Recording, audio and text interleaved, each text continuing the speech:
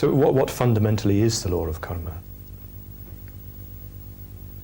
The law of karma is a form of the law of cause and effect, or better still, of conditionality, applied to human life and experience, or to the life and experience of an individualized consciousness. The law of karma says, so to speak, that if you act with a solid consciousness, a consciousness sullied by greed, hatred and delusion, sooner or later, by virtue of the operation of that law of karma, you will encounter suffering, personal suffering. And on the contrary, if you operate with a mind which is filled with wisdom, with contentment and compassion, you sooner or later will come to experience happiness. Or, in this case, you will even experience happiness in the performance of such actions, because those actions themselves do give happiness. You don't have to wait, as it were, for a result in their case, though that result will come. Does this mean that everything that happens to you is the consequence of what you've done before?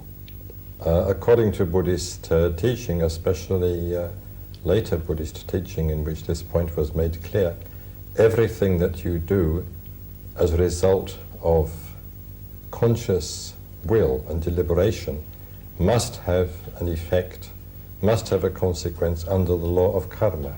You will experience the consequences, but it does not logically follow that everything that you now experience, all your painful and all your pleasurable experiences, are the result of actions committed by you in the past, therefore the result of the law of karma. The Buddha has quite categorically rejected that position. So what would be their cause?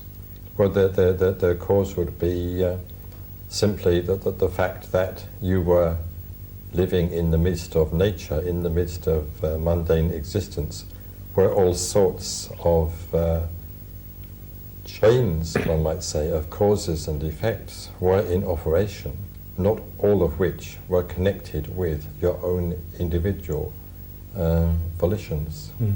Presumably, ultimately, insofar as your volitions have brought you where you are, even those chains of causes and conditions are the consequence of your own yes, karma. indirectly, yes. You have landed yourself in that position, so Buddhists believe, by virtue of the general nature of your previous actions.